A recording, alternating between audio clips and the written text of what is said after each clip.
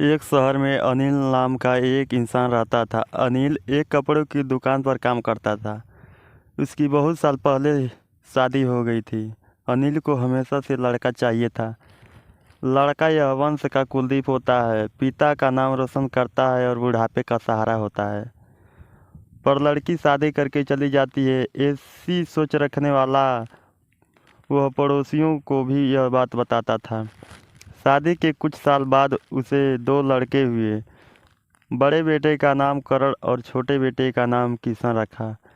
बाद में कुछ सालों बाद उसकी पत्नी का निधन हो गया। उसके बाद उसी ने उन दोनों बेटों का ख्याल रखा। समय बीता और उसके दोनों बेटे बड़े हो गए और अब दोनों बेटे नौकरी कर रहे थे। दोनों की शादी भी हो गई। शादी होने के बाद भी वह सब एक साथ ही रहते थे। कुछ साल एक साथ खुशी में गए, लेकिन बाद में दोनों भाई एक दूसरे के साथ झगड़ा करने लगे। दोनों बहुओं में छोटी छोटी बातों पर मतभेद होने लगी। यह सब देखकर अनिल को बहुत बुरा लगता था। अब दोनों ने अलग रहने का निर्णय लिया और वह अलग हो गए। फिर पिताजी का ख्याल कौन रखेगा, ऐसा सवाल निर्माण हुआ। दोनों बेटे एक एक महीने संभालेंगे, ऐसा तय किया। अनिल एक बेटे के साथ एक महीने के लिए रहने लगा, फिर दूसरे बेटे के पास एक महीने, ऐसा उसका बंटवारा हुआ। पर जैसे जैसे वक्त बीतता गया, वैसे वैसे बहुओं और बेटे में अनिल को लेकर झगड़ा होने लगा। दोनों बेटों के घर में झगड़ा का कारण अनिल रहने लगा। यह बात अनिल को अच्छे से समझ आ गई थी। अब अनिल को पुरानी यादें याद आने लगी थी। उसने ज़िंदगी में कितनी बड़ी गलती की थी, यह उसे अब समझ में आ रहा था। पर अब इसका क्या फ़ायदा। आखिर दोनों बेटों ने पिताजी को वृद्धाश्रम भेजने का निर्णय लिया। एक दिन दोनों ही पिताजी को लेकर वृद्धाश्रम में गए। वहां जाने पर सभी औपचारिकता पूरी करके पिताजी के मिलकर वह दोनों अपने अपने घर वापस चले गए थे। बेटे घर जाने के बाद अनिल बहुत रोने लगा। उसके बाद वृद्धाश्रम में के कई लोगों ने उसे समझाया, पर वह बहुत दुखी हो गया था। अनिल को वृद्धाश्रम में आकर 8 से 10 दिन हो गए थे। वह किसी से भी बात नहीं करता था और एक पेड़ के नीचे बैठकर विचार में मग्न रहता था। वहाँ के लोग उसे पूछते थे, पर वह उसने किसी को भी कुछ नहीं बताया। कुछ दिनों में वह एक व्यक्ति से थोड़ा बहुत बोलने लगा। बाद में दोनों की अच्छी दोस्ती हो गई। एक दिन वह दोनों बैठे थे, तब वह व्यक्ति अनिल को अपनी कहानी बताने लगा। वह बोला कि मुझे एक ही बेटा है। वह मेरे साथ छोटी छोटी बातों पर झगड़ा करता था। इस बात को मैं बहुत ऊब गया था। उस वजह से मैंने वृद्धाश्रम में रहने का निर्णय लिया। मुझे कभी कभी लगता था कि मुझे बेटे के साथ एक बेटी भी होती तो कितना अच्छा होता। कदाचित आज वह मेरे बुढ़ापे की लाठी बन सकती। उसका बोलना सुनकर अनिल और ज़्यादा दुखी होगा और वह बहुत गहरे विचारों में खो गया। अनिल को दुखी अवस्था में देखकर उसे दोस्त ने इंसान से पूछा, आप क्या सोच रहे हो? आपके सामने देखो, उस दिखने वाले दो व्यक्तियों में से एक हमारे वृद्धाश्रम के मालिक हैं। उनका नाम कैलाश सेठ है और दूसरी उनकी बेटी है, उसका नाम आराध्या है। वृद्धाश्रम का सारा काम उनकी बेटी संभालती है। कैलाश सेठ उनको एकमात्र बेटी थी। बेटी माँ और पिताजी से बहुत प्यार करती थी। उतना ही प्यार वह वृद्धाश्रम के हर एक व्यक्ति से प्यार करती है। अनिल सिर्फ उसकी तरफ देखते ही रह गया और उनका मन और भी ज़्यादा दुखी होने लगा।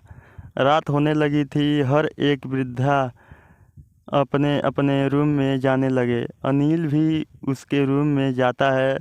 रात का खाना जल्दी खाकर सब लोग सो जाते हैं। अनिल को उसका भूतकाल याद आता है। अनिल की शादी होने के बाद उससे पहली बेटी हुई थी। उस वक्त उसे बहुत गुस्सा आया था। पत्नी के मना करने के बाद भी गुस्से में उसने बेटी को उठाया और दूर जाकर उसे वहां छोड़ आया। पर अब पश्चाताप करने से सिवाय रास्ता भी नहीं था। अनिल को रात भर नींद नहीं आई।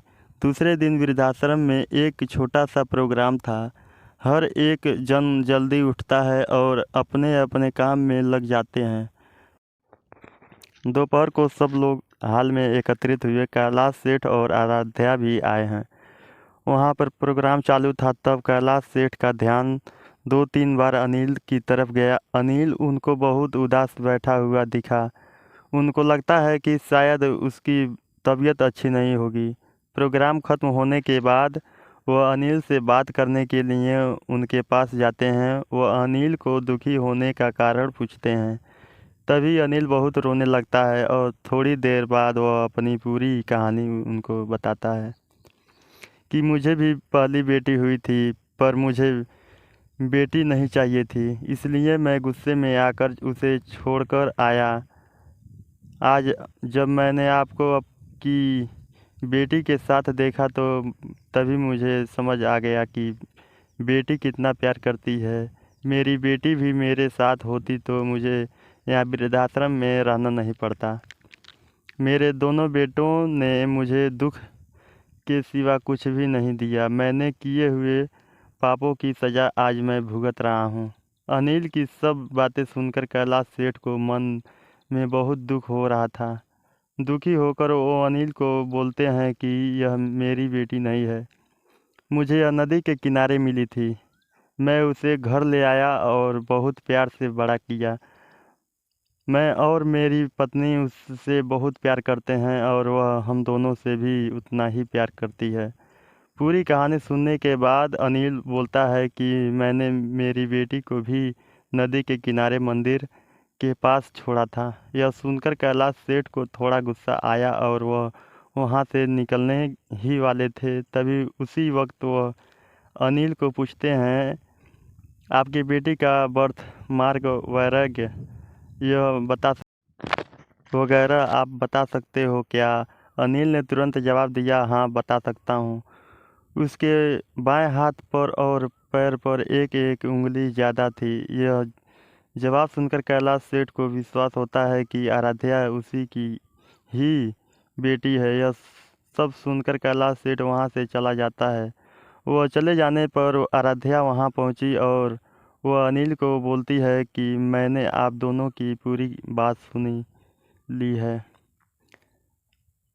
आपने मेरे बारे में जो भी कहा वह सुनकर मेरा मन बहुत दुखा है। एक पिता खुद की बेटी के बारे में ऐसा निर्णय ले सकते हैं, यह सुनकर मुझे बहुत बुरा लगा। आपने जो भी किया वह बहुत गलत था। आपने मुझे बेटी बोलने का अधिकार खो दिया है।